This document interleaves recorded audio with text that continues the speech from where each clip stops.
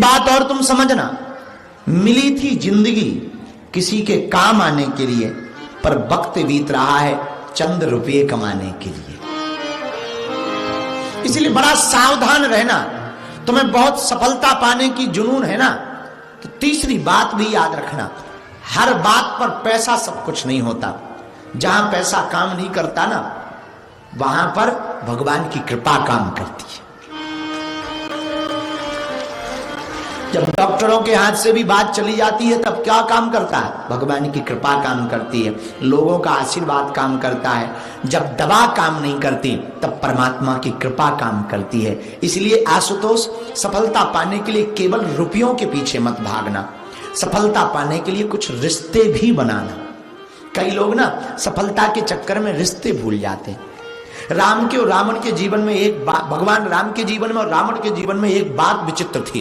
रावण ने अपने भाई को लात मारकर त्याग दिया, इसलिए इतने बड़े साम्राज्य का राजा मिट्टी में मिल गया। और राम जी ने भाई के लिए साम्राज्य को त्याग दिया, इसलिए भगवान राम मर्यादा पुरुषोत्तम बन गए। यदि तुम्हें रावण बनना है तो भाई को लात मारो, और यदि तुम्हें भगवान राम बनना है तो भाई के लिए संपत्ति को लात मारनी पड़े तो मारो। बुरा ना मानना, सब काम संपत्ति नहीं होती। हां, हम मानते हैं सब भाई एक जैसे नहीं होते, पर भाई से बड़ा कुछ होता नहीं, परिवार से बड़ा कुछ होता नहीं। तुम्हारे पास खूब पैसा हो, रुपया हो, नाम हो, पर अपने नाम किस काम का? फिर तुम विदेशों जैसा करोगे, कुत्तों बिल्लू के नाम पर करवाओगे अपनी संपत्ति। विदेशों में क्या है? कुत्तों के नाम पे संपत्ति है, बिल्लियों के नाम पे संपत्ति है। और पुण्य की जड़ पाताल तक, पाप की जड़ अस्पताल तक।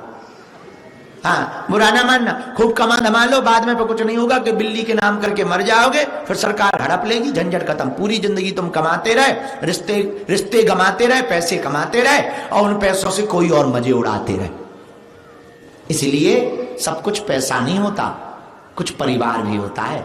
परिवार को लेकर चलना, समाज को लेकर चलना, सबकी एकता पर जीना। हाँ, कुछ त्याग भी करना पड़े तो त्याग कर देना। भगवान राम जी के जीवन से सीखो, उन्होंने त्याग ही तो किया।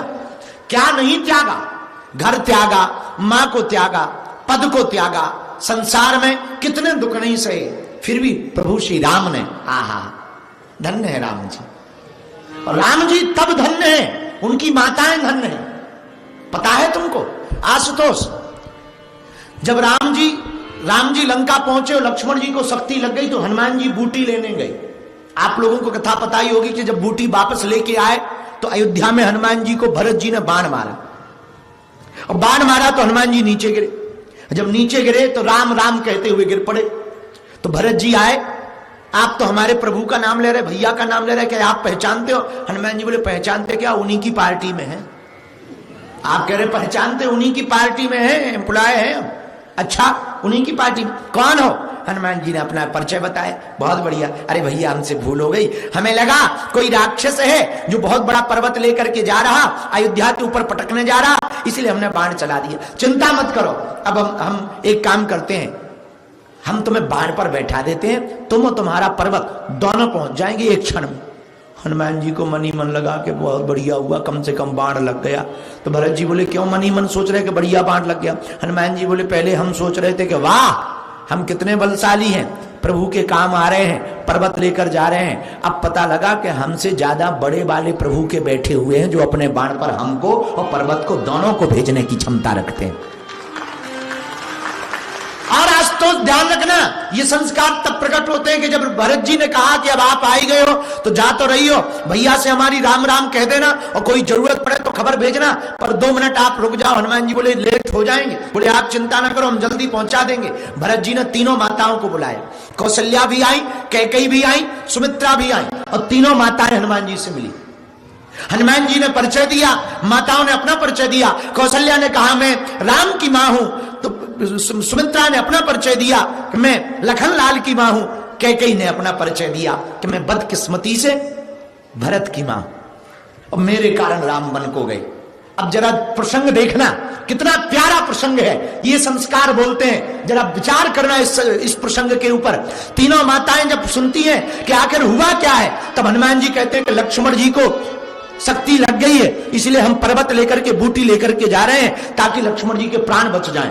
पता है, तुरंत इतना सुनते ही कौशल्या तो शॉक्ड रह गई, कौशल्या मां को तो चिंता हो गई, लेकिन जैसे ही इतना कहा तत्क्षण सुमित्रा मां आगे आई और हनुमान जी का हाथ पकड़ के बोली, सुनो, तुम जाओ, बूटी ले जा पाओ तो ठीक है, ना भी ले जा पाओ तो चलेगा, पर राम जी से हमारी एक खबर कह देना कि लक्ष्मण चला गया तो चला गया, उसका खेद ना करे, पर बहू सीता को साथ लेकर जरूर आए और रावण का वध करके जरूर आए।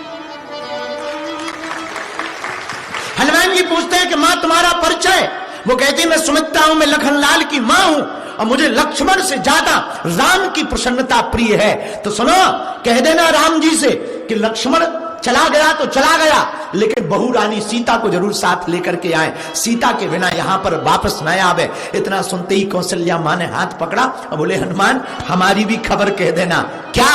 कह देना जा करके कि तुम आओ या ना आओ, सीता आए न आए, पर लक्ष्मण को जरूर वापस भेजना।